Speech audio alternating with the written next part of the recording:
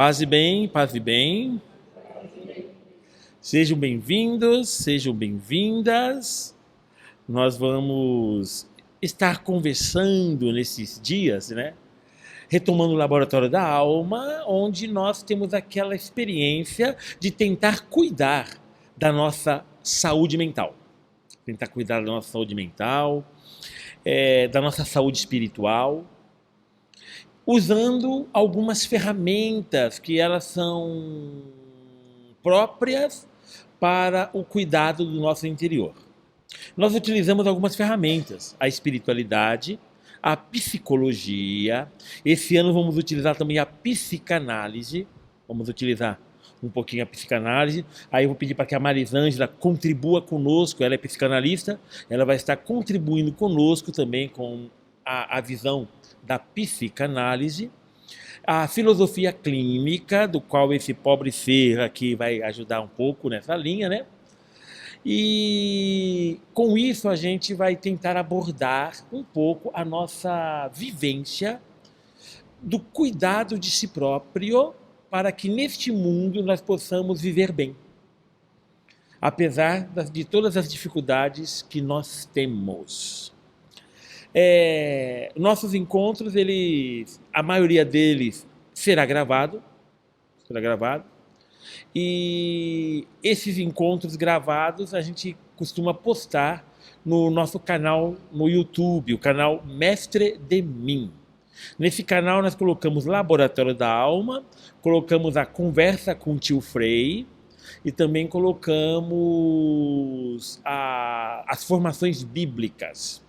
As nossas formações bíblicas. Então lá tem vários vídeos, já de alguns anos que eu venho trabalhando, né? E vários vídeos de Bíblia, de psicologia, de espiritualidade, de opinião diante de algum problema. Então lá tem vários vídeos que a gente trabalha com isso, tá? E a gente convida depois vocês darem uma olhada lá nos vídeos. Vários vídeos são sobre Laboratório da Alma. E alguns assuntos lá já foram trabalhados. Então tem vários assuntos lá que foram trabalhados. Sempre no primeiro encontro, a gente dá uma introdução geral para retomar um pouco o nosso fio condutor, para que a gente possa dar os passos corretamente. Então, às vezes, dá-se a impressão que a gente está repetindo. E isso acontece por um fator muito engraçado. É porque a gente está repetindo mesmo. Ok? Então, isso é verdade. Então, se der a impressão que está repetindo, está repetindo mesmo. E por quê? Porque também nós repetimos os mesmos erros, os mesmos defeitos no nosso cotidiano. Já nos deram um bom conselho e a gente reclama que a pessoa fica insistindo em dar bom conselho. Mas a pessoa insiste em dar bom conselho porque a gente vive fazendo burrada. Então, a repetição é necessária, porque também o pecado, porque também a neurose, porque também o transtorno, porque também os dilemas, porque também as mazelas, elas são repetidas. Um exemplo clássico de repetição. Toda pessoa que começa um tratamento mental, psiquiátrico, vai precisar tomar medicação. E a medicação, ela traz efeitos colaterais. A gente toma, uns têm dor de cabeça, outros ficam mais lentos, outros ficam sonolentos, outros ficam com problema de memória, outros perdem um pouco da libido sexual. Então vem vários probleminhas, os efeitos colaterais. Só que a gente precisa insistir no remédio para que o nosso organismo acostume-se com o remédio e diminua os seus efeitos colaterais. Só que a pessoa toma lá no primeiro mês a medicação e para. Ai, porque estava me fazendo mal. Ai, porque eu tomava, eu ficava assim meio dopada. Então eu parei de tomar o remédio. Passa um tempo, o problema volta com tudo, porque sem a medicação, o problema volta com tudo. Aí a pessoa volta no médico, olha, eu estou assim. Você tomou a medicação? Tomei. E como é que você não veio buscar receita comigo mais? Não, é que... Tá certo, vou te passar medicação. Vamos passar medicação. Ele é obrigado a passar uma medicação diferente, ou ele é obrigado a aumentar a dose da medicação, porque o tratamento foi, num primeiro momento, abandonado. Aí eu vou tomar mais medicação. O que vai acontecer com os sintomas, com os efeitos colaterais? Vão ser maiores. Ah, mas e aí a pessoa pega e faz o quê? Ela repete. Ela para de novo o tratamento. É porque eu estava ficando dopada, eu me senti mais dopada do que na primeira vez.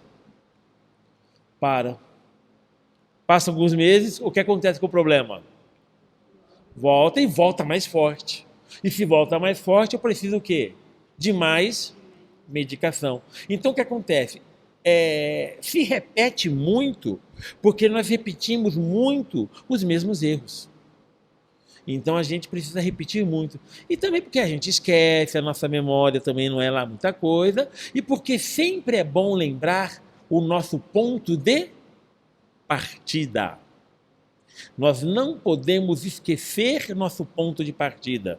Na linguagem de Santa Clara de Assis, a mãe Santa Clara. Santa Clara fala, não perca de vista o seu ponto de partida. Então é preciso que eu e você saibamos de onde partimos. E de onde partimos? Qual é o nome do nosso encontro? Laboratório da alma. E aí, então, eu sempre gosto de lembrar que a palavra laboratório vem da palavra labor. E labor é trabalho. O sufixo aí que vai vir aí, o atório, esse sufixo que vai vir, ele vai indicar local, localidade. Então, laboratório é o local onde se trabalha. Então, o cientista vai no seu laboratório, o eletrônico vai no seu laboratório. Nós usamos uma outra palavra para isso, oficina. Você vai encontrar, por exemplo, um grupo muito legal, também parecido com o nosso grupo, que é chamado Oficina de Emoções. Oficina de Emoções. O lugar onde se trabalha as emoções. Aqui, Laboratório da Alma. O lugar onde se trabalha a alma. A alma. Então, lembrar, laboratório, lugar onde se trabalha da alma, laboratório onde se trabalha, então local onde se trabalha a alma. Só que aí, então, temos um problema, que é a alma.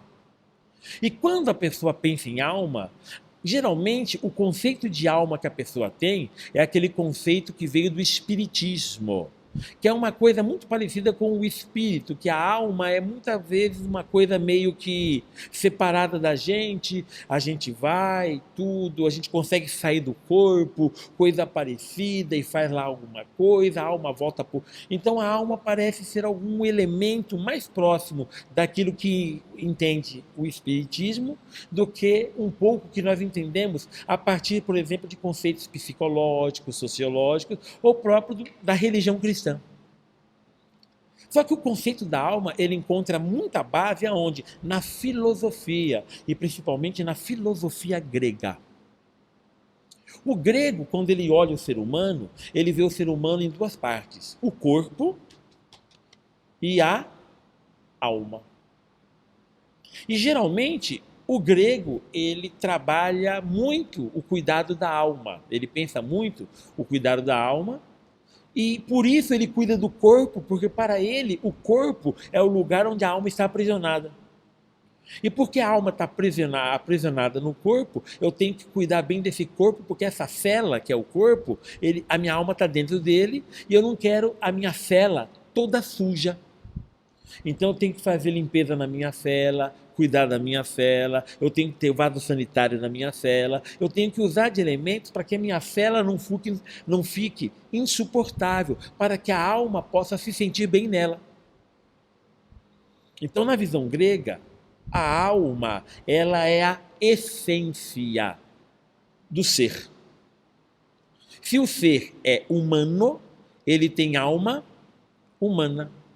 Se o ser é cachorro, tem alma de cachorro. Se o ser é um gato, alma de gato. Se é passarinho, alma de passarinho. Então, para o grego, todo ser animado, e a palavra latina que significa alma é a palavra ânima, de onde vem animado, não é? Que quer indicar vivo. Então, uma planta tem alma de planta, enquanto uma formiga tem alma de formiga. E mesmo sendo um ser com alma de formiga, a formiga está andando sem fazer mal para ninguém, a pessoa pega o dedo e mata aquele ser que tem alma. Já tem gente em crise aqui na Quaresma. Mata o ser que tem alma. E aí o que acontece? A gente está conversando, vem um bichinho voando aqui, pousa aqui, eu vou lá e pá, mato aquele ser. Porque no fundo, eu não reconheço que aquele ser tem alma. Porque na minha cabecinha, que tem um cérebro do tamanho de meio amendoim, meio, porque o inteiro já está grande, eu acredito que só o ser humano é quem tem alma. E aí eu jogo lá na igreja a ideia de que não, só o ser humano tem alma porque é filho de Deus, porque o ser humano é privilegiado, e a gente não passa, a gente não tem nada melhor do que uma formiga. Não temos nada melhor do que uma formiga. As formigas preservam muito mais o planeta do que a gente. O que significa que as formigas não destroem sua casa, nós destruímos a nossa casa comum. Nossa casa comum. Para o grego, o ser humano, então, ele é alma, a alma é essência. A alma é essência. E o que acontece? Para o grego, a alma, na sua essência, quando a pessoa morre, a alma se separa do corpo e a alma vai para um local que é o mundo próprio da alma, que na linguagem grega é o mundo eidético, do eidos, não é? Que é o local onde se habita a essência, a alma, aquilo que é fundamental. Enquanto o corpo que é periférico, o corpo que ele é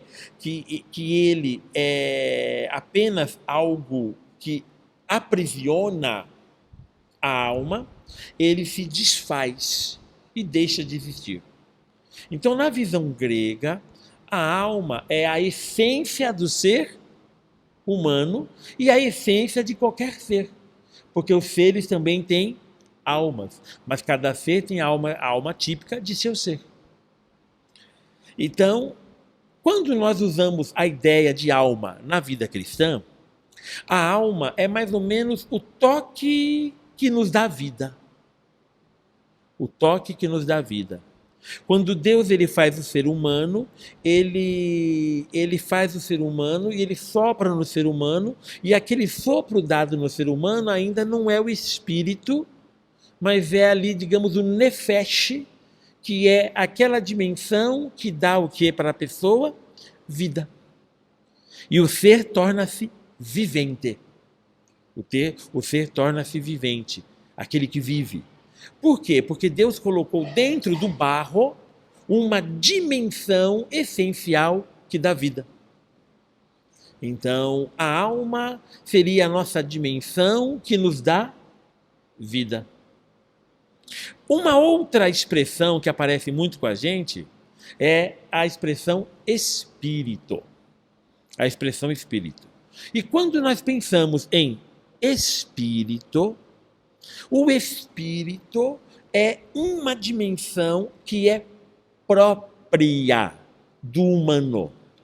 Diferente da alma, que a alma se encontra em cada ser, dando vida, o espírito, ele é uma dimensão exclusiva do humano, e essa dimensão exclusiva do humano nos liga ao divino, ao absoluto, nos liga aos irmãos, às pessoas, nos situa diante de nós mesmos.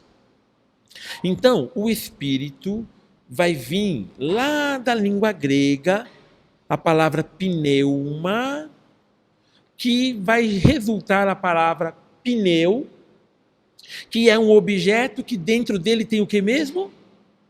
Ar, sopro. Ar, sopro. Você sopra o pneu para encher. Você pega a boia, você sopra a boia para encher.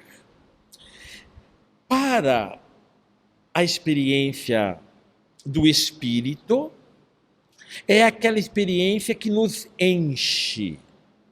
E essa experiência que nos enche, ela nos liga àquele que nos encheu. E aquele que nos enche, e aí na visão cristã, aquele que nos preenche, aquele que nos enche, é o Espírito do próprio Deus. E por isso nós pedimos que o Espírito de Deus preencha o nosso ser. Então, quando nós pensamos em Espírito, vem da palavra grega, pneuma. Quando vem para o latim, é a palavra espíritos. Espíritos. E aí eu lembro alguns também que o espírito ele tem alguma coisa a ver com fogo. Não só o sopro, mas também fogo. E aí, talvez aqui as pessoas um pouquinho mais experientes,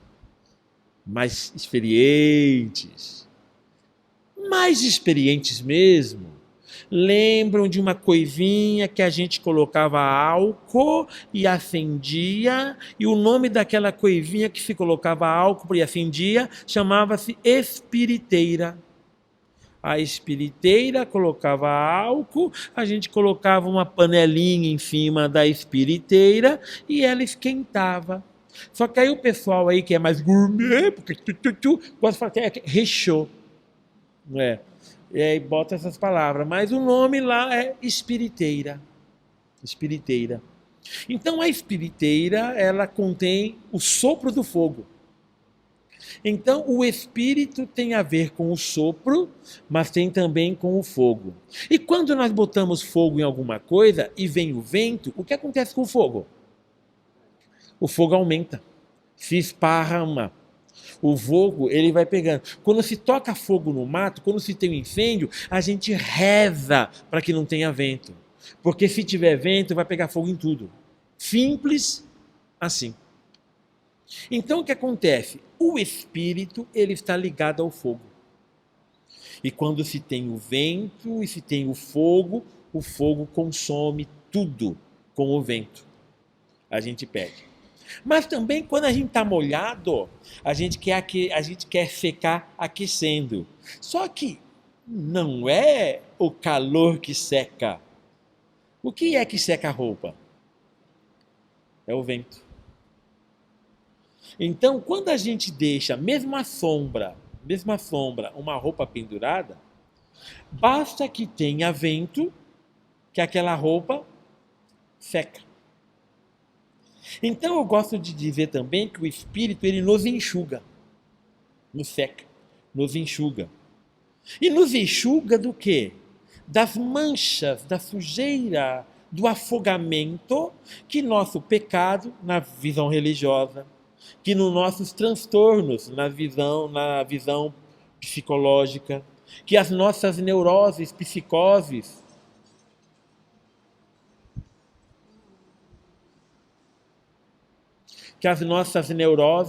psicoses, outras coisas mais, acontece.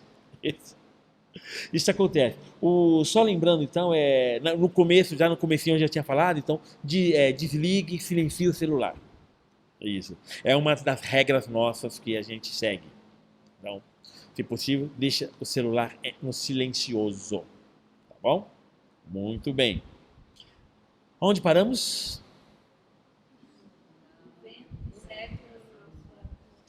Nos nossos pecados na visão religiosa, nos transtornos na visão psicológica, nas psicoses, neuroses e perversões na visão psicanalítica, nos desvios e na falta de ética na visão filosófica e assim por diante. Então, cada visão vai contribuindo com algo nesse sentido. E aí o que acontece? O espírito, ele nos seca. Então, cuidar do espírito É cuidar dessa dimensão que nos preenche. É cuidar dessa dimensão que preenche o nosso ser. E aí, uma outra palavra que aparece é a palavra mente. A palavra mente. Mente. Que se refere ao funcionamento de nosso ser. Que não se confunde com o cérebro, mas que de alguma maneira tem tudo a ver com o cérebro. Lembro quando mais novo, meu pai falava: filho, sempre se ocupe, porque mente vazia é. Mas eu sou mais chique, é laboratório do diabo. É laboratório da alma, laboratório do diabo. A mente vazia. A mente, então, ela é mais ou menos como aquilo que condensa o nosso jeito de ser, o nosso jeito de funcionar, o nosso jeito de estar no mundo. Também nós utilizamos na espiritualidade a expressão interior. Cuidar do interior, que se confunde tecnicamente com o espírito, aquilo que preenche o nosso ser. No laboratório da alma, quando nós falarmos de alma, de espírito, de mente, de interior, nós estamos falando da mesma coisa, tá bom? Nós não faremos essas distinções, porque todas essas palavras destacam alguma coisa que representa o nosso jeito de viver. Quem acredita na separação corpo e alma, o nosso jeito de viver no corpo. Na fé cristã, o nosso jeito de viver no mundo, diante do próprio Deus. E assim por diante. Então, vai se referir ao nosso ser. Não enquanto matéria, mas enquanto essa dimensão interior. Então, esse é um ponto de partida, tá bom? Um ponto de partida. O laboratório da alma vai cuidar desses aspectos do nosso interior, que nós falamos várias palavras. A mente, o espírito, a alma, o interior, e assim vai.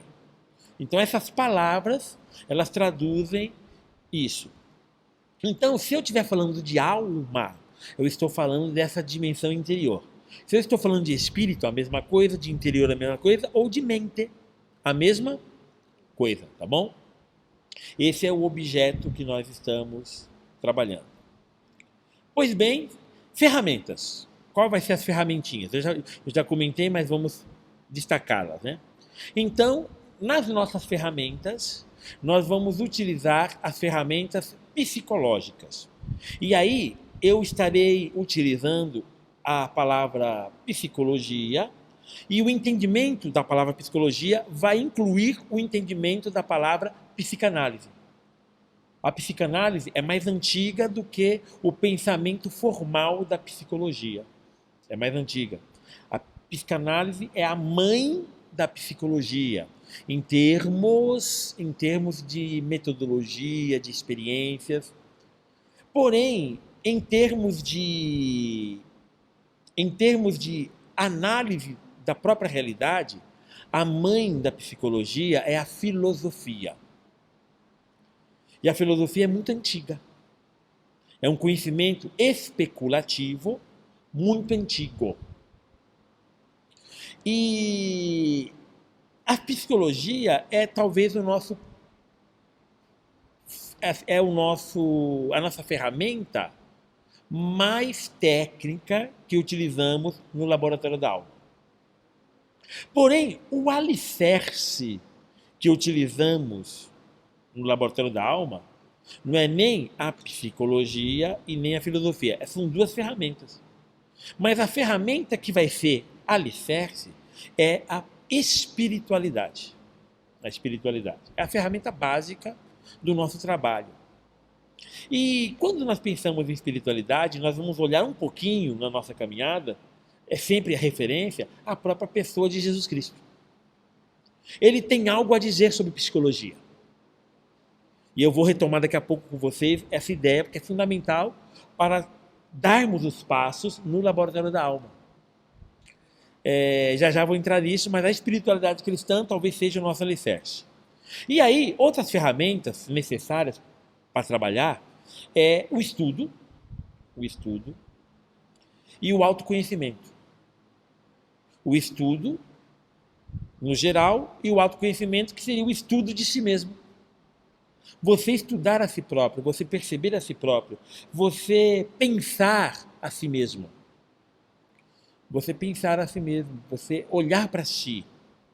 E quando nós olhamos para nós mesmos, o nome que nós damos isso é consciência. Hoje se fala, sobre inteligência artificial. E tem gente que morre de medo e tem diarreia. Quando pensa, já vem lá como é o exterminador do futuro. Tá bem na cabeça lá, O exterminador do futuro, e entre outras coisas mais. Quando se pensa em inteligência artificial. Será que uma máquina, um sistema digital, conseguirá ter consciência? Se partirmos do pressuposto que consciência é, antes de tudo, o ato de pensar, refletir a si mesmo, nós não vamos encontrar máquinas filósofas. Não vamos encontrar computadores que consigam pensar, nossa, eu estou com um sisteminha aqui meio ruim, então estou tendo náuseas. Por que será? Será que aquela decisão que eu tomei lá atrás, naquela linha de comando, fez eu entrar em parafuso? Não, isso não tem como se ter. Isso. Porque apenas o humano hoje tem a condição de pensar a si mesmo. Não há outro ser. Você não vai encontrar um cachorro filósofo.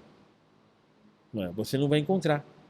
Ele filosofando, nossa, os meus latidos estão roucos hoje. Será que o meu espírito canino está em crise? Não, você não vai encontrar isso. Porque é próprio do humano pensar a si mesmo. Da mesma maneira que naquela visão o espírito é próprio do humano, a consciência é própria do humano. Então é próprio do humano pensar a si mesmo, ter consciência. Mas nem todo humano usa a consciência. Há ser humano que nunca para pensar em si mesmo. E isso constitui um problema psicológico. Também de espiritualidade. Quando eu não penso sobre mim e sempre atribuo a culpa de todo e qualquer problema aos outros, porque eu não sou capaz de pensar em mim mesmo. Então, a consciência, ela é algo muito presente. Então, estudo e autoconhecimento são fundamentais para cuidarmos da saúde da nossa mente, saúde mental. Do nosso interior, do nosso espírito, da nossa alma. Cuidar da gente. Então, nossas ferramentas. Chave de sentido. Qual a chave de sentido que vamos usar na nossa caminhada? Primeira chave de sentido e grande chave de sentido é partir da ideia de que o que é psicologia através do trabalho que estamos fazendo.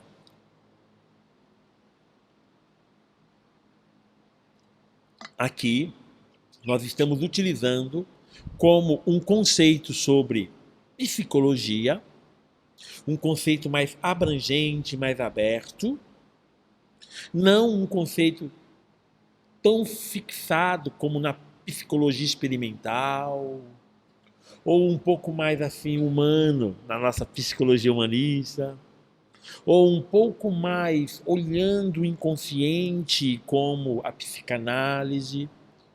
A ideia de psicologia que nós trazemos aqui é psicologia é conhecimento acerca do funcionamento da mente. Conhecimento acerca do funcionamento da mente. E se nós entendermos a psicologia como conhecimento acerca do funcionamento da mente, Jesus, ele tem muito a nos oferecer, porque ele tem um profundo conhecimento acerca do funcionamento da mente. Na minha humilde opinião, ele é quem mais tem o conhecimento acerca do funcionamento da mente. Aí você pode colocar da mente, do espírito, da alma, do interior e assim por diante. Coloca a palavra que você quiser. Ele tem profundo conhecimento acerca do funcionamento do humano. O Evangelho vai dizer que Jesus ele conhecia o ser humano por dentro e que ninguém o enganava, porque ele conhece o ser humano no fundo do seu íntimo. No fundo do seu íntimo. Então, ele tem um profundo conhecimento acerca do funcionamento de cada um de nós. Ele sabe. Então, quando a gente olha para o sistema, vamos colocar aqui, o sistema psicológico de Jesus, o seu sistema, ele não tem relação alguma com as teorias psicológicas de nosso tempo. Mas ele tem um profundo sistema psicológico que nos oferece um profundo conhecimento de nós mesmos. E o seu conhecimento, ele vem perpassando por todos os tempos e ele chega a nós mais vivo do que nunca. Então, Jesus tem algo a nos dizer. Então, aqui nós vamos ter aquele temperinho gostoso da espiritualidade. Só que o nosso trabalho aqui não é um trabalho religioso. O Laboratório da Alma não é um trabalho religioso. Lá em Sumaré, quando eu estava lá em Sumaré, uma pessoa espírita perguntou: a gente pode participar? Pode. Não foram, mas podia. A gente pode participar? Pode participar. E por que pode participar? Porque o foco nosso é o conhecimento, o autoconhecimento, certo? E esse vai ser o nosso trabalho. Vai ser um pouco o nosso caminho, coisa que já estamos fazendo, faz um pouquinho aqui, faz um pouquinho ali, mas esses encontros é para a gente, durante o ano, a gente pensar a gente mesmo. A gente olhar para a gente mesmo, sentir, perceber os nossos dilemas, os nossos problemas, propor soluções, conversar, dialogar, procurar. A missão do autoconhecimento é sempre uma missão da própria pessoa. É sempre uma missão tua. No meu caso, minha. No teu caso, tua missão. Conhecer a si mesmo. E é necessário conhecer a si mesmo, porque você já passou por isso. E se não passou, vai passar naquela situação que você vive e que você se vê se perguntando: como é que eu pude fazer isso? E você estranha que você fez algo que você não esperava. E você fez. E quando a gente fala isso, como pude fazer isso? Você não esperava fazer? É porque ainda você não se conhece bem. Nós somos um grande universo. E por mais que a gente navegue na primeira galáxia do nosso interior, nós temos muitas e muitas galáxias do nosso interior ainda a navegar. Nós somos um universo. E nós só estamos no começo do conhecimento deste universo que somos nós. Cada pessoa é um universo. Cada pessoa é um grande emaranhado de sentimentos, de emoções, de pensamentos, convicções, contradições, lógicas. Nós somos um grande emaranhado. Um grande emaranhado. Nossa, mas aquela pessoa é toda certinha. Como é que ela pôde fazer isso? Ela pulou a cerca? Então, Como que pôde fazer isso? Pôde fazer isso porque é gente, mas ela não esperava fazer isso. Claro que não esperava. Não se conhece. Não, porque eu sou fiel. Mas aí teve algumas circunstâncias que a fidelidade foi pro buraco. Foi pro buraco. E assim vai. A pessoa, ela se conhece dentro daquelas circunstâncias. Se aparecem circunstâncias externas diferentes, a pessoa pode reagir de uma outra forma. Pode reagir. E todos nós temos as nossas contradições. Eu não. Você não é o Senhor Spock. O Senhor Spock, ele era meio humano e meio vulcano. Mas a sua experiência meio vulcana falou mais alto. Por isso ele era uma pessoa lógica. Ainda assim, quando ele tomou consciência do assassino de sua mãe, ele falou: eu estou com ódio, eu quero que eles morram. Olha aí, pura lógica, desejando a morte. Isso é, sim, é Jornada das Estrelas, tá bom? Quem não viu, um dia verá, tá bom? O Senhor Spock. Né? Nós somos contradição. Nós somos contradição. Então, não se ache que você é um puro senso de lógica. Há muitas contradições que nós carregamos. E essas contradições, na vida religiosa, elas se manifestam naquilo que chamamos de pecado. Pecado é contradição. Eu sei que eu devo fazer o bem, mas eu faço o que é mal. Eu sei que eu devia seguir o que Deus falou, mas eu sigo o que meu nariz manda. Eu sei disso, eu sei daquilo. Eu sei que devia perdoar minha irmã, mas no fundo, eu coloco ela no voodoo. Né? E encho de alfinetes o seu bonequinho. Eu sei que eu queria isso, eu sei que eu queria aquilo. Isso é contradição. A contradição na vida religiosa chamamos de pecado. De pecado. O pecado é isso, essa contradição diante da nossa consciência. Da nossa consciência. Precisamos nos conhecer bem. Precisamos conhecer os nossos pecados. Tem gente que tem pecado de estimação, dá comidinha para ele, dá bebidinha, ele vai crescendo, ficando roliço, peludo, bonito, sai chifrinho, rabinho, começa a exalar perfume de enxofre. A pessoa, nós vamos o pecado de estimação. Precisamos saber o que é. Precisamos saber das nossas limitações. Tem gente que acha que pode tudo, consegue tudo. Não é? E assim vai. Um amigo nosso, lá no passado, nós fomos colocar telhas no salão da igreja. Era jovem. E aí, então, eram aqueles calhetões grandes, tudo. E ali estávamos lá, 4 empurrando aquela telha para cima, pesada, e ali a gente com aquela dificuldade, aí um amigo nosso, seus molenga e não sei o quê. Aí ele pegou, quando ele pegou, nós soltamos, aí ele ficou tremendo assim, ó. Não é? E não ia nem para frente e nem para trás. Ele travado, ajuda aqui, ajuda aqui, ajuda aqui.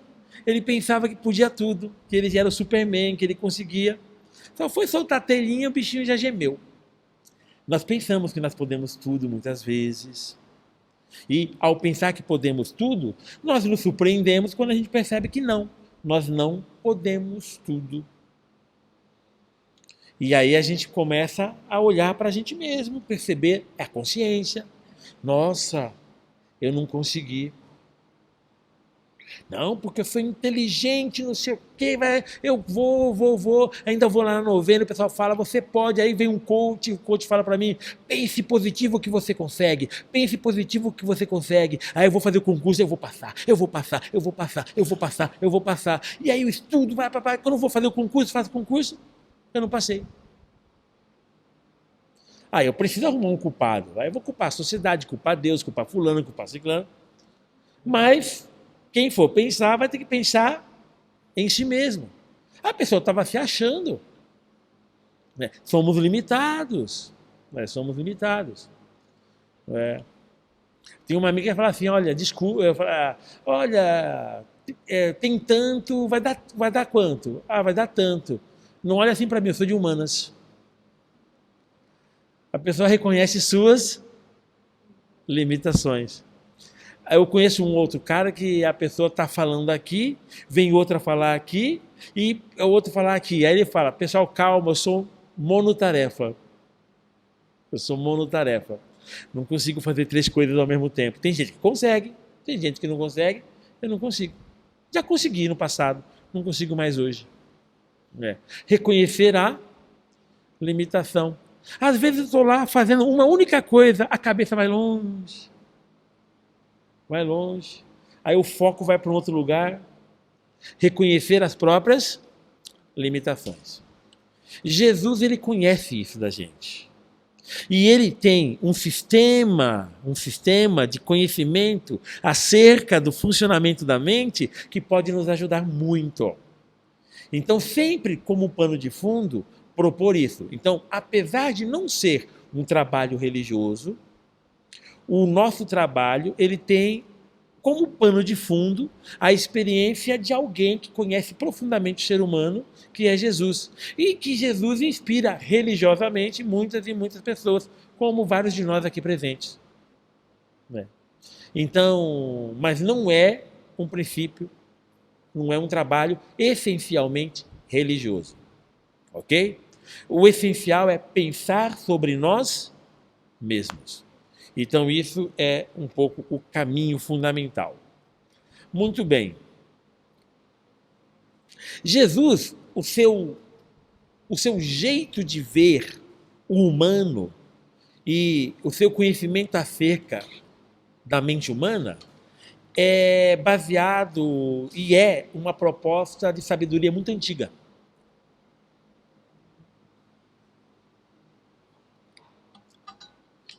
Tão antigas quanto o mundo como conhecemos. E aí, eu sempre gosto de falar, ou até assim, eu anoto isso, certo? As anotações eu vou passar para vocês no grupo, tá? E quem não está no grupo do Laboratório da Alma, a Sidney, a nega, entendeu?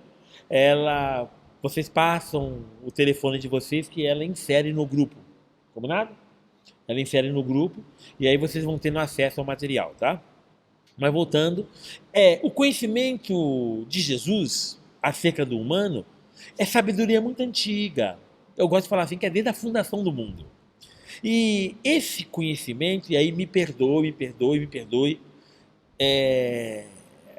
mas eu falo isso, ele ultrapassa e oferece soluções que vão além do que a psicologia contemporânea oferece. Então, as ferramentas contemporâneas, como a psicologia, elas serão ferramentas que vão casar muito bem com esse conhecimento acerca da mente que Jesus dá. Vão casar muito bem esse conhecimento. Só que o conhecimento que Jesus tem do humano, ele ultrapassa isso. Então, assim, eu gosto de arriscar nesse conhecimento e acredito que esse conhecimento ele traz para o humano hoje a solução para muitos de seus problemas. Mas, acima de tudo, ela faz com que o ser humano descubra ou redescubra o sentido de sua própria vida. Então, Jesus oferece sentido. E aí vem um princípio cristão muito importante, que é o princípio cristão do imerecimento. Nós não merecemos a graça de Deus. Só que eu quero transportar esse conceito para o conceito psicológico. A princípio, nós não somos capazes de vencer por nossa própria força as tendências pecaminosas, transtornáticas, neuróticas, perversas, psicóticas na linguagem psicanalítica, nós não temos forças de vencer isso sozinhos. Nós não temos como vencer os defeitos de nosso comportamento que nos aprisionam, que nos escravizam. Só que a psicologia de Jesus Cristo, lembrando que psicologia, conhecimento acerca do funcionamento da mente, o conhecimento acerca do funcionamento da mente de Jesus, ele não oferece para a gente somente a esperança, mas ele oferece também o quê? Meios para que possamos conquistar a liberdade de nossa alma diante das prisões que cerceiam a nossa liberdade aqui. Nossos transtornos, problemas de comportamento, neuroses, psicoses e tantos problemas que todos nós temos. O conhecimento acerca da mente humana que Jesus tem pode nos abrir muitos canais para que a gente possa avançar nisso. Eu não tenho força sozinho de superar isso, mas com seu conhecimento eu tenho força. Então o conhecimento que Jesus tem acerca do funcionamento pode nos ajudar muito nesse sentido. Ok? Ok? Muito bem. Aí, gente, claro que vai ter os nossos problemas técnicos. A cada encontro a gente vai novamente fazer aqueles avanços de cada questão. Só que eu gostaria então de conversar com vocês nesses minutos, nessa última meia hora. Gostaria de conversar com vocês um pouco acerca das dificuldades que nós encontramos na nossa vivência cotidiana. E aqui, olha, só uma perguntinha assim, perguntinha só para ver, tá? Assim, quem é de igreja aqui? Levante a mão, quem é de igreja? Só para eu saber, certo? A grande maioria aqui é de igreja, tá bom? Quem não é de igreja, tranquilo, tá bom? Assim, mas é para saber mais ou menos como que é aí o nosso nível responsivo, tá? No nosso cotidiano, a gente, na normalidade da vida, a gente sempre vai ter momentos de insatisfação.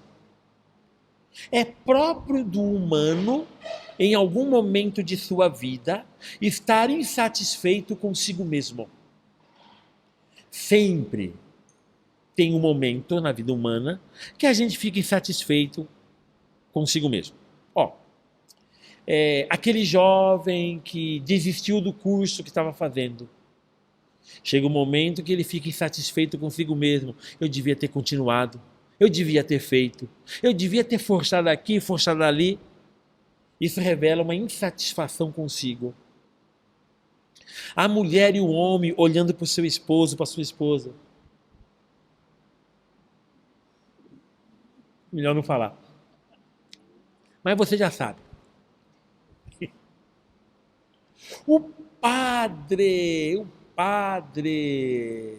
que chega sozinho na casa paroquial à noite e ele olha para a sua vida e pensa assim: eu não construí nada e estou sozinho. Olha, insatisfeito consigo mesmo. Aquela pessoa idosa que olha para trás e fala: minha vida foi uma porcaria. Insatisfeito consigo mesmo. O humano, ele sempre terá momentos de insatisfação. Ponto. Isso é regra. Você vai ter. Quem não teve, desculpe, vai ter. E mesmo aquela pessoa que se acha o máximo, vai ter momentos de insatisfação quando ela percebe que algumas pessoas não dão bola para ela. Nossa, a pessoa sofre. Aí a pessoa, ela chama atenção e ela coloca uma melancia pendurada no pescoço, coloca um rabo de pavão ali atrás e vai tentar chamar a atenção. Eu estou aqui, olha, presta atenção em mim, eu sou bom, Vai ter esses momentos de insatisfação. Aquela pessoa que se acha insubstituível, ela é mandada embora, é substituída e o outro é muito melhor que ela. Não é? E a pessoa fala, puxa, eu que me achava insubstituível, fui substituída e o pior, aquela pessoa faz melhor do que eu. Insatisfação. Então nós sempre teremos momentos de insatisfação. Sejam eles longos, existenciais, ou momentâneos, pequeninos, sempre tem. Quem é professor aqui, prepara aquela aula gostosa, vai dar aula, a classe está cheia de capeta naquele dia. E aí você não consegue dar a aula que você preparou com tanto carinho. E quando você chega em casa, você está insatisfeito, insatisfeita com aquilo. E você pensa, que coisa que eu fui fazer da minha vida? É isso aí. Aquele médico que não consegue salvar o paciente em tal momento, morre e a família vem toda em cima dele, falar com ele. Isso. Insatisfação. Então, assumir que nós temos insatisfações. Isso é necessário. Para qualquer trabalho nessa linha. Assumir que temos insatisfações. Outra coisa, vazios. Os vazios. Todo ser humano tem vazio. Você pode dar o nome que você quiser. Pode dar o nome de carência. Quiser dar? Pode dar o nome. Carência. Vazios. Todos nós, humanos, temos nossas experiências de vazio. E a experiência de vazio, muitas vezes, ela se manifesta na forma existencial. Quando a gente se sente emocionalmente ocos por dentro. E esse vazio, ele se traduz numa frase que eu gosto muito, que é na falta de sentido. Falta de sentido.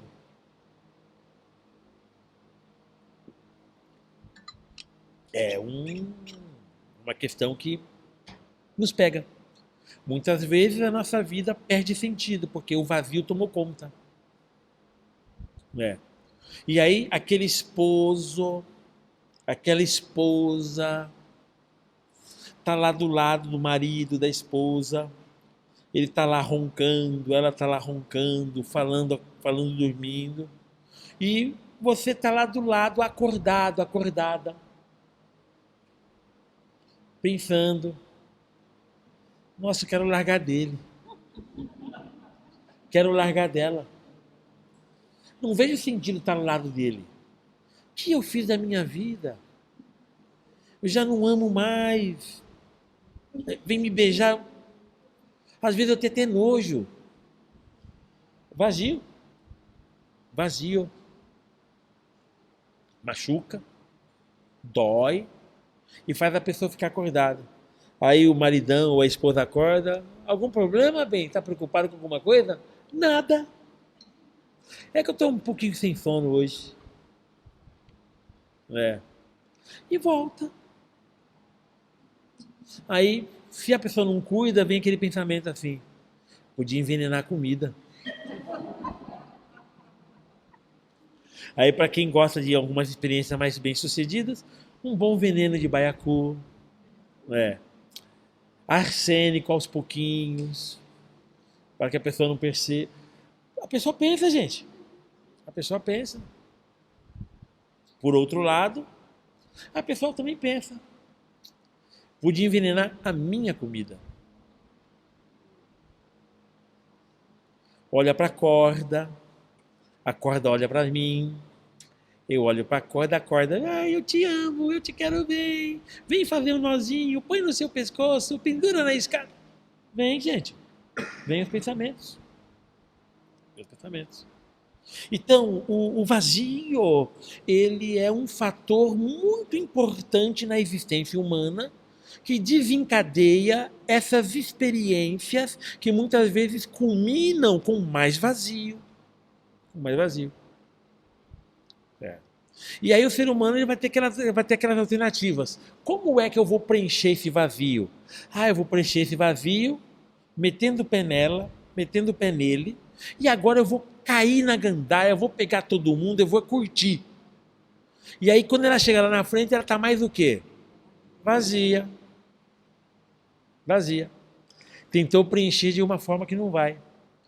Ah, eu vou mandar ver, eu vou cheirar umas agora. Eu sempre fui certinho, eu vou dar agora uma cheirada. E aí eu vou colocar com o meu nariz na farinha. Tomo comprimido até dizer chega. Não, mas eu sou natureba, eu vou na maconhinha, porque maconha não tem problema, não faz mal. E vou, e vou, e vou, e vou, e vou. Quando eu chego lá na frente, o que acontece? Vazio. E se for maconha, tá mais vazio ainda, porque dá larica, né? Dá uma fome do cão, aí tá mais vazio ainda. Não é? E assim vai. As pessoas então podem partir para esse lado para tentar preencher o seu vazio. Vou tentar preencher o meu vazio enchendo a minha cara de cana. Vou tentar, aumenta mais o vazio. Vinculam-se transtornos, estouram transtornos. Já não consigo mais largar aquilo que eu comecei. E vai indo, vazios, vazios. Então essa é uma forma, preencher o vazio. Outra forma é o quê? Vou pensar sobre mim mesmo. Vou olhar para mim. Vou enfrentar isso. Vou enfrentar minha situação. Vou tentar buscar sentido. É uma outra forma de lidar com o vazio. Fique de olho no vazio. Se tivéssemos um vaziômetro, eu daria para vocês medirem o vazio. Mas, infelizmente, não existe um aparelho chamado vaziômetro. Se alguém criar, eu agradeço. Tá bom? Mas não existe. Fiquem de olho nessas situações onde você percebe a perda de sentido. A perda de sentido. No passado, uma pessoa uma vez lá me procurou, a pessoa estava reclamando uma vez lá. Estava reclamando, olha, a coisa está difícil, a coisa está difícil. Fui demitido, não falei para minha esposa que fui demitido. Todo dia eu saio e finjo que eu fui para o trabalho. Na realidade, estou procurando trabalho. Volto sempre no mesmo horário para fingir que eu estou trabalhando. Peguei dinheiro emprestado para pagar as contas, para não perceber que eu estou sem salário. E faço isso, faço aquilo. Está muito difícil, muito difícil. E todo dia, agora, eu penso em tirar minha própria vida. Certo? Só que eu não sei como que ficariam meus filhos. A questão dele. A questão dele. Ele estava com esse sentimento, mas ele estava pensando sobre si mesmo. Pensar sobre si mesmo, se deparar e olhar para o vazio de si próprio, é condição fundamental para a superação da questão. É fundamental. Então, apesar dele ter esse tipo de pensamento, e, gente, não é estranho ter esse tipo de pensamento, tá bom? Não se espantem com as pessoas que têm esse tipo de pensamento. E aqui a maioria é religioso. Tome cuidado, porque religioso, ele é especialista em julgamento. Qualquer coisa que a pessoa fala, o religioso já está lá com a linguinha prontinha para soltar o seu julgamento. Está prontinha para soltar seu julgamento. A pessoa está falando lá com todo o seu sofrimento. Olha, estou pensando isso, estou pensando aquilo, estou pensando, tenho uma arma em casa, vou pegar essa arma, estou querendo meter uma bala na minha cabeça. E assim, assim, assim, a pessoa fala, não pense isso, não fale isso, nha. Traduzindo, não ouviu o que a pessoa tinha a dizer, não levou a sério o que a pessoa tinha a dizer. Podemos fazer isso com muita facilidade. Nós sabemos disso. Mas aquela pessoa que estava colocando isso, eu repito, isso não é estranho. Aquela pessoa estava pensando sobre si mesma. E o pensar sobre si mesma foi a condição que fez, e ela saiu dessa pessoa, foi a condição que ajudou a sair dessa. Olhar para o próprio vazio e enfrentá-lo. E aí vamos ter as tentações. que são aqueles mecanismos dentro de nós que vai tentar fazer com que a gente não pense sobre si mesmo, porque pensar sobre si mesmo dói, e dói demais pensar sobre si mesmo. Eu já dei para vocês no tempo passado o exemplo da ferida. Nós temos uma ferida, a ferida está infeccionada, nós temos que limpar aquela ferida. Só que mexer dói muito. Então eu não vou mexer, vou deixar lá. O que acontece com a infecção? Ela aumenta. Vai aumentando. Eu vou mexer, não mexo, vou mexer, não mexo, vou mexer, não mexo. Gangrena. Eu perco aquilo. E se eu não cuidar, eu morro. Eu morro. Com a alma, a mesma coisa. Temos feridas. Nós vamos mexer nas feridas.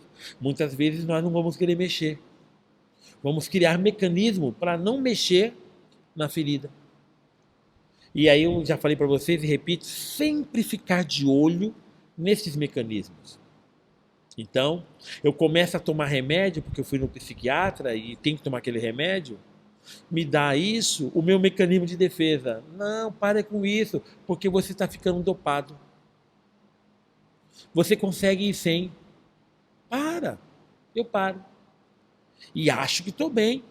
Chego no padre e falo pro padre, eu estava tomando remédio, mas aí eu rezei para Jesus, aí eu parei de usar, eu estou bem. Uns olhos aqui, outro aqui.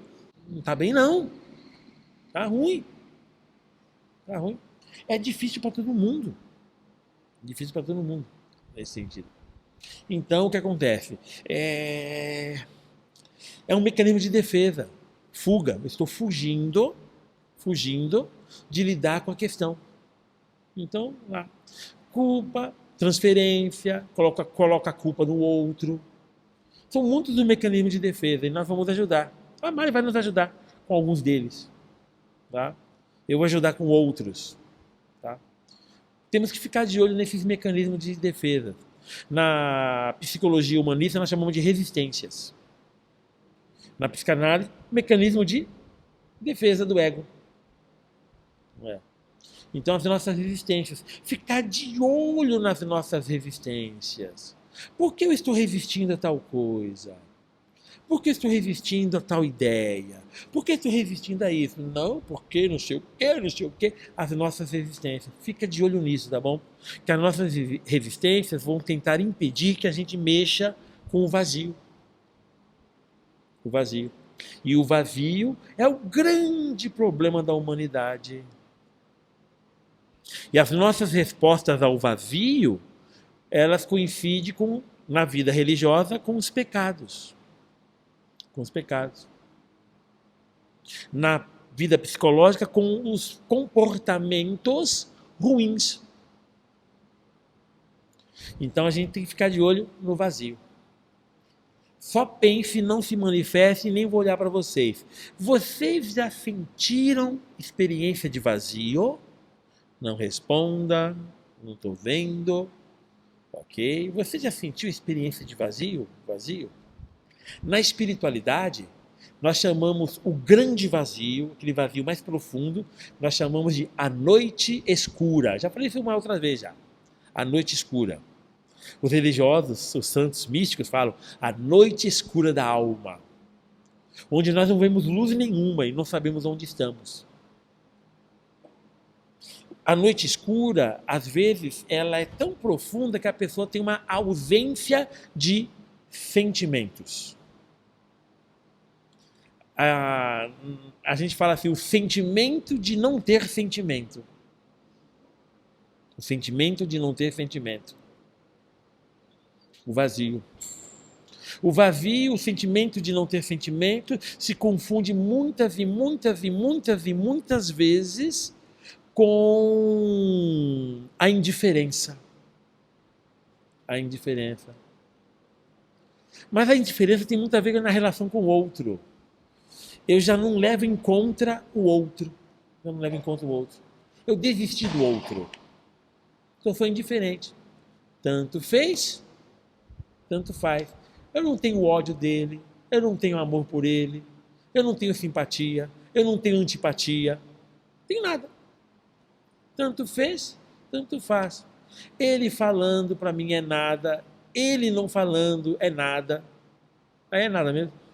Então a pessoa Isso. Então, muitas vezes, esse sentimento de não ter sentimento se confunde com a indiferença, mas não são a mesma coisa.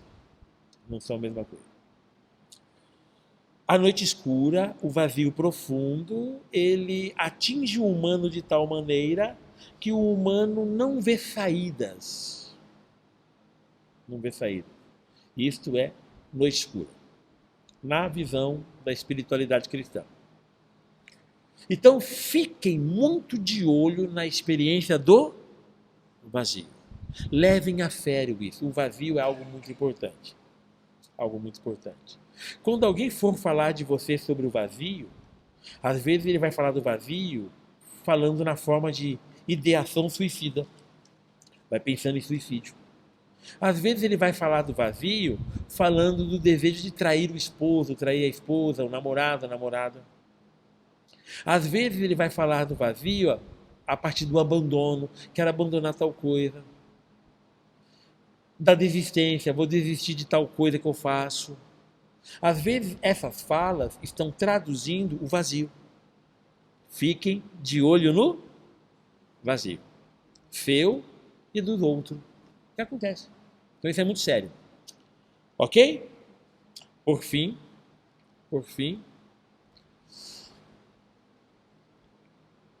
o nosso tempo, ele vai criando conceitos que tentam traduzir mais ou menos como que o espírito de nossa época. Estou tentando lembrar aqui como que é aquela expressão alemã, o espírito de nosso tempo. Eu não lembro, caso Wissenschaft, não é isso não, é outra coisa. Mas tudo bem, não importa. O espírito de nosso tempo, algumas expressões. Então, por exemplo, uma amiga minha estava falando que, nossa, mas o pessoal hoje está todo cheio de mimimi, todo cheio de tititi, não pode tocar, não pode falar, qualquer coisa que fala a pessoa sai destruída. Essa geração é uma geração de cristal. Geração de cristal. Qualquer pancadinha quebra. E muitos de nós utilizamos hoje essa linguagem para tentar traduzir um pouco o espírito de nosso tempo. Acontece que eu não gosto muito dessa expressão, porque essa expressão ela coloca unicamente a culpa na geração, na pessoa, nas pessoas. Mas o grande problema da pessoa e dessa geração nossa é a crise de sentido. A crise de sentido. Recentemente, então, algumas pesquisinhas estão soltando aí, né? Que a geração atual, mais jovem, ela não está tão interessada em empregos formais. O emprego com carteira assinada, com local de trabalho, que vai todo dia nos mesmos horários, mas que muitos optam por empregos que eles possam ter tempo livre, possam estar onde quiserem, possam cuidar do seu bem-estar, possam curtir sua vida. E aí, então, o que acontece? Aquele jeito de emprego formal que nós conhecemos, muitos jovens não se adaptam a ele. A eles. Só que não é simples a nossa sociedade, hoje capitalista, oferecer condições que todas as pessoas possam se empregar dessa forma. O capitalismo é muito contraditório nesse sentido, porque ele tem que ter livre concorrência, tem que ter isso, tem que ter aquilo, mas na hora do vamos ver, sempre o pobre se lasca. Tem que ter livre concorrência, isso, vão investir aqui, investir aquilo. Sempre algumas pessoas acabam sendo colocadas de lado. E aí o que acontece? Nós temos então uma geração que está insatisfeita com o seu próprio mundo. Não é? Eu sonho em vivenciar isso, né? Um jovem me dizia, né? Assim, eu quero tanto trabalhar assim, né? Mas e quando eu ficar velho, como que eu faço? Não é? Como que eu faço? Eu falei, olha, você tem que poupar, fazer seu pé de meia e isso, né? Mas se vem um plano econômico que lasca com o meu pé de meia, Coisa que nunca... Já aconteceu isso? Eu nunca. Já viram isso? Aconteceu isso? Eu não lembro. Eu não lembro disso, não. Não lembro, não. Como chamava? Fernando Collor de Mello. Não lembro disso, não. Zélia Cardoso. Não lembro dessas coisas, não. Então, o que acontece? O jovem tem razão. E se acontece isso? Então, o que acontece? O ser humano, ele está incomodado com sua vida profissional, com o seu futuro, com o envelhecimento, com o lidar das coisas, com moradia, com o autossustento. O ser humano está isso. Hoje existe, por exemplo, nos Estados Unidos, uma grande crise de habitação, aluguel muito caro, imóveis muito caros. A pessoa tem que trabalhar em dois, três empregos para pagar aluguel e ter alguma coisinha para comer. Possibilidade de ter uma casa, esqueça. Não é? Pessoas morando em barracas, pessoas morando nos carros, aos montes. Aos montes. Então o que acontece? Aquele sonho americano de que eu trabalho e eu consigo, fico rico, foi pro buraco. E nós sabemos que foi pro buraco, faz muito tempo. Isso causa o quê? Uma insatisfação geral. Uma insatisfação geral. Eu olho para o Rio de Janeiro e penso assim, nossa, nós vamos conseguir ter mais paz lá. Eu olho para o Congresso Nacional, nós vamos ter mais honestidade lá, não é? Eu olho para a Baixada Santista, vai ter menos gente morta lá. Eu olho para Gaza, não vai ter crianças morrendo lá. Alguém olha assim? Não. Porque estamos vendo cada vez mais a situação degradando. O que acontece com o ser humano? Ele se sente insatisfeito, vazio, numa profunda crise de falta de sentido. Então eu chamo isso de mal-estar. Mal-estar. Vivemos num mundo dominado pelo mal-estar. O ser humano hoje que tem cabeça, e a cabeça funciona um pouquinho pelo menos, está com mal-estar. Diante da realidade do mundo. E aí, os jovens, nossos jovens, eles precisam estar pensando no hoje, no amanhã, estar olhando para a vida, né? Como um amigo meu falava assim, que, por exemplo, um amigo falou que existe um paraíso nesse mundo, a Somália. A Somália, ele disse que é paraíso. Disse lá que as pessoas são todas jovens, porque elas morrem aos 30 anos. Então sempre tem gente jovem lá. Você olha jovem de um lado, jovem do outro, porque 30 anos morre, não passa disso. Não é? Então né, a fonte da juventude está lá. Não é? E assim também nos nossos lugares. Como que é difícil o envelhecimento hoje. Né? O velhinho que chega lá com a saúde muito frágil, não tendo condição de ter um plano de saúde, não é? E aí no Brasil ainda temos um pouco de dom para isso, porque temos o Sistema Único de Saúde, que faz da tripa coração para dar conta do recado. Tem aqui. É. Tem gente que está em outro país que comenta assim com a gente. Eu tenho até na família, tem esse tipo de situação na minha família. Olha, aqui estou bem, estou ganhando bem, estou trabalhando bem, mas se eu ficar doente, eu perco tudo que eu tenho. Nos outros países. Não tem sistema de saúde público. E a pessoa é estrangeira. Então, se vira nos 30. Então o que acontece? Nós vivemos num mundo de crise existencial, de mal-estar existencial, esse tempo que nós estamos vivendo, e isso está se refletindo nos nossos comportamentos, no nosso jeito de ser, que, por exemplo, culminou, com a experiência de ódio que politicamente vivemos nesses últimos anos. O ódio. Eu estou insatisfeito com esse mundo, então eu vou arriscar criar um mundo diferente. Só que para criar esse mundo diferente, muitas vezes eu tenho que destruir o outro. Então vamos destruir o outro para ter um mundo diferente. Aí nós pegamos lá, olha a nossa vizinha Argentina lá, né? Olha, gente, para resolver o problema, nós vamos então ter que agravar o problema. Oxe, ué, que conta é essa? Então, para resolver o problema, eu vou ter que então aumentar o problema. É a vida. Então o que acontece? Imagina aquela população, aqueles jovens, o mal-estar que estão vivendo. Nós hoje, o mal-estar que estamos vivendo. Você que é pai, você que é mãe, você que é avô, você que é neto, não é? Você olha para o seu neto, olha para o seu filho, olha para a sua filha.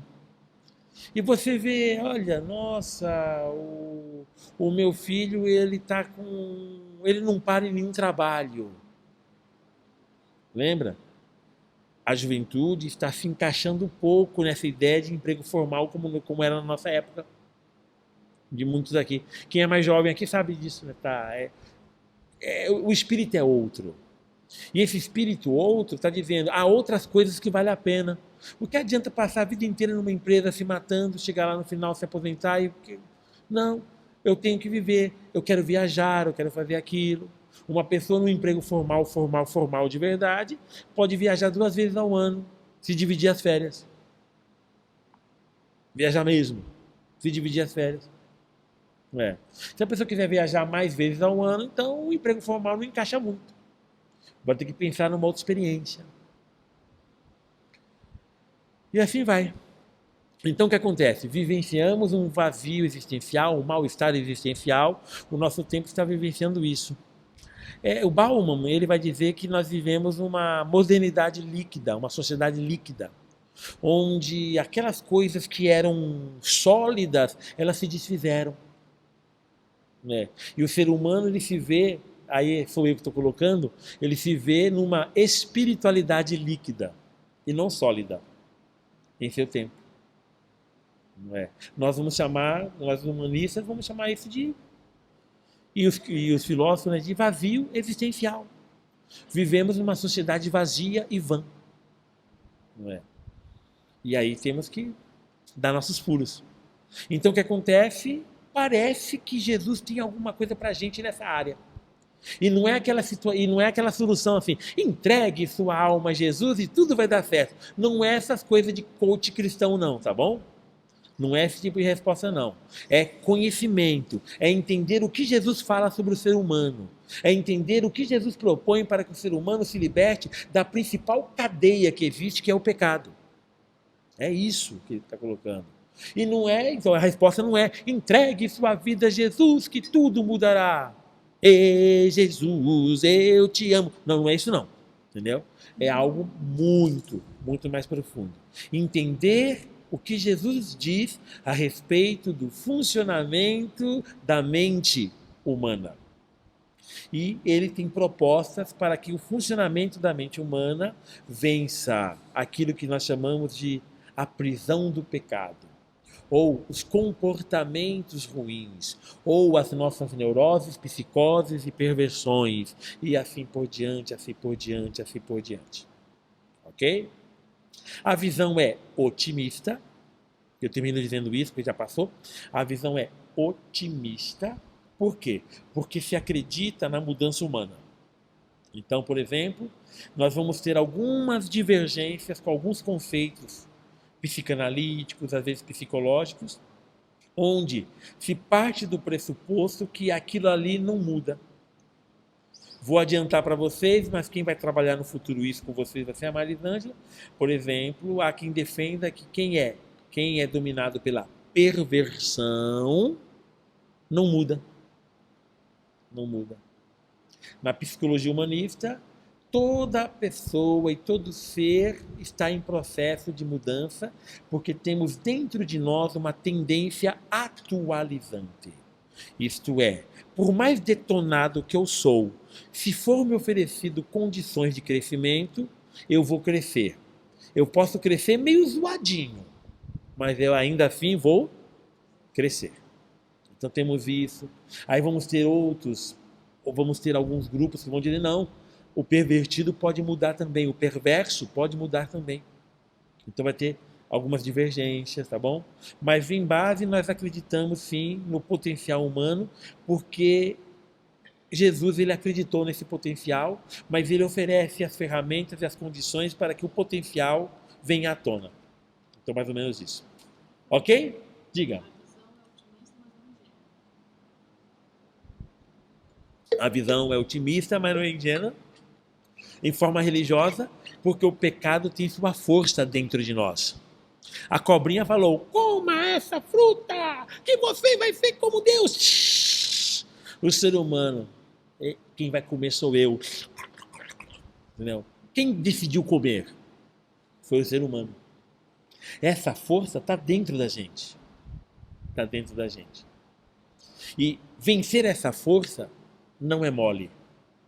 Então não existe coisa fácil. Por isso não tem essa história. Eu entrego minha alma em Jesus e tudo vai dar certo. Não existe isso.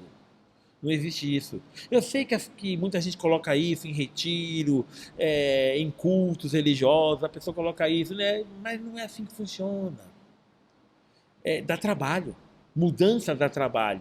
E aí nós vamos entrar depois lá para frente para você lembrar. Autoconhecimento, vamos ter o problema da autoimagem, que são... A autoimagem vai fazer aqueles mecanismos de defesa para que a gente não mexa na ferida. Então, para vencer a autoimagem, precisamos então de autoconhecimento. E aí, quando a gente se conhece, nós vamos ver as nossas trevas. E a gente vai tentar, mecanismo de defesa, esquecê-las. Nós precisamos aceitá-las. Então, autoconhecimento vai gerar autoaceitação. Eu tenho que aceitar minhas trevas. Quando eu aceito minhas trevas, a autoaceitação, eu começo uma autotransformação. Quando eu faço a autotransformação, eu encontro sentido, eu me realizo. Então, autorrealização. Para vencer a autoimagem, autoconhecimento, autoaceitação, autotransformação e autorrealização. Tudo começa com autoconhecimento. Ok?